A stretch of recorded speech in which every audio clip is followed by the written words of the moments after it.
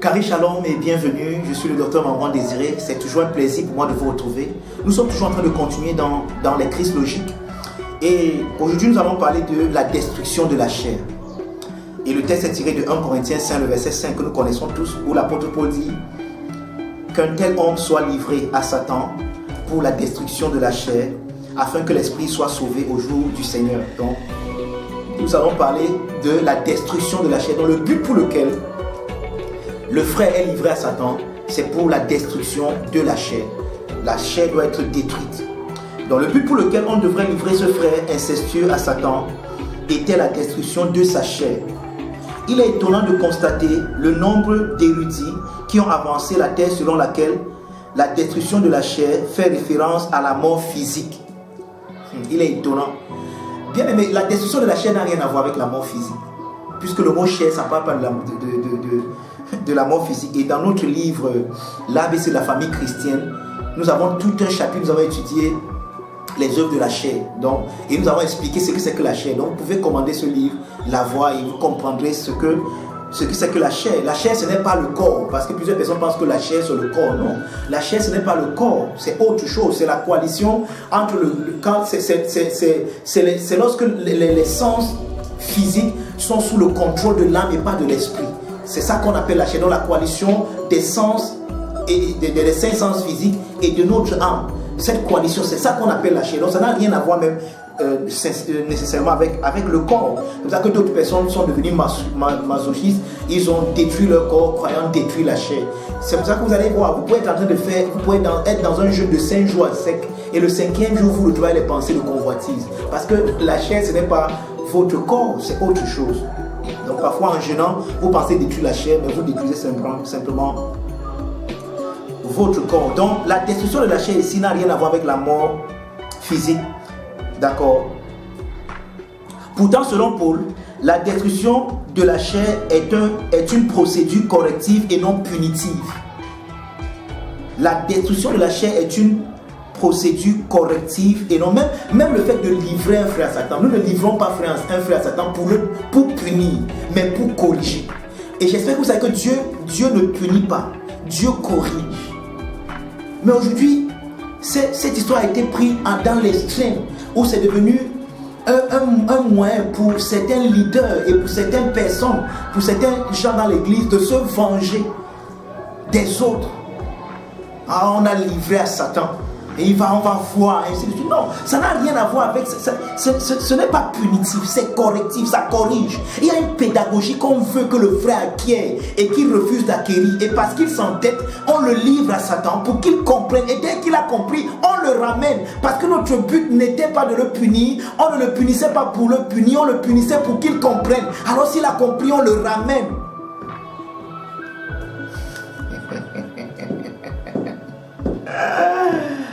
Oh, thank you, Lord Jesus. Donc déjà, livrer à Satan est un idiome biblique pour rompre la couverture d'amour de la communion avec les sanctifiés, afin que le sujet puisse subir les conséquences néfastes de ses actes dans un but didactique. C'est important d'insister dans un but. Il y a une pédagogie derrière. Ouais. Je disais un jour à une maman que, voyez, nous ne punissons pas, nous ne fouettons pas notre enfant dans le but de le fouetter. Sinon, quand cet enfant va développer les muscles et sera grand, on ne pourra plus le fouetter parce que maintenant, quand on prendra le fouet, lui également va nous boxer. Mais nous fouettons l'enfant parce qu'on lui a dit que hey, le verset ne se dépose pas ici. Tu as compris? Oui, maman. Une fois, il n'a pas compris. Le verset ne se dépose pas ici. Tu as compris? Oui, papa, il n'a pas compris. Le verset ne se dépose pas ici. Tu as compris? Oui, papa. Ok. Pourquoi tu as alors déposé? Maintenant, pour que tu comprennes que tu ne dois pas déposer le verset ici. Chaque fois que tu vas déposer, je vais te frapper.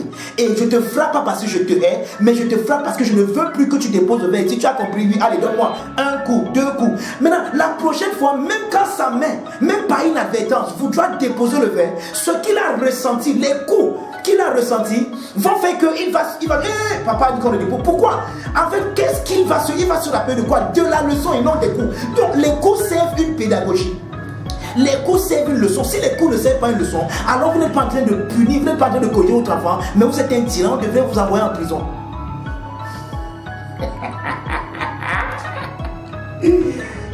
On devrait vous envoyer en prison. Donc, C'est la même chose. On ne livre pas un frère à Satan dans le but de le punir. Nous, à l'église, on ne punit pas. Dieu ne punit pas. Dieu corrige. Et il y a une leçon derrière. Et dès que tu as acquis la leçon, c'est bon. Ce qui est important, c'est la pédagogie, c'est le châtiment de Dieu. Et allez dans notre chaîne YouTube, on a tout un enseignement là-bas, le châtiment de Dieu. On a parlé en profondeur de ce thème. Dieu châtie celui qu'il est. Et châtier, c'est la pédagogie. Dieu enseigne, Dieu forme. C'est ça, châtier. Ce n'est pas pour punir, c'est pour corriger, frère.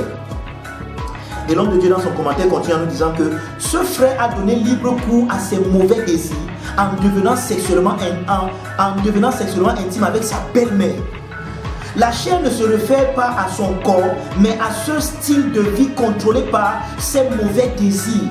Et c'est ça qui doit être détruit. Donc ce n'est pas son corps qui doit être détruit, mais c'est ce style de vie qui l'a amené à aller intimement avec sa belle-mère. C'est ce style de vie, ce désir qui l'amène à convoiter, à désirer sa belle-mère, qui est charnel, qui doit être détruit.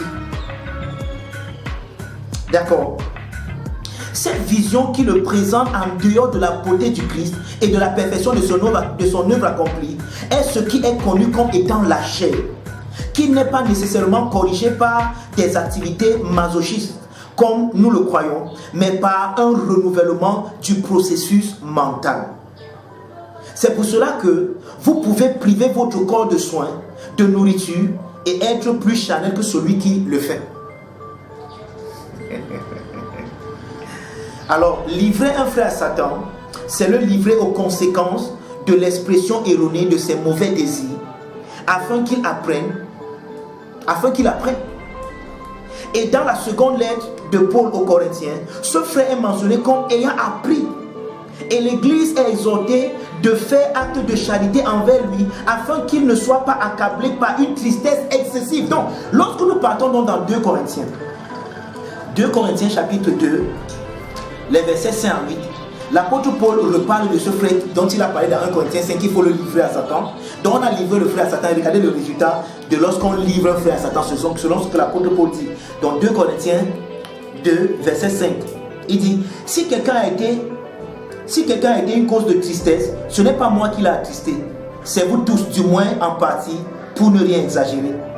Il suffit pour cet homme du châtiment qui lui a été infligé par le plus grand nombre. Donc, le plus grand nombre, on l'a excommunié, on l'a sorti de la communion. Le plus grand nombre l'a laissé, on n'a plus prié pour lui. On lui a dit que, ok, nous ici, nous croyons en l'œuvre parfaite de Jésus, en la beauté de sa personne.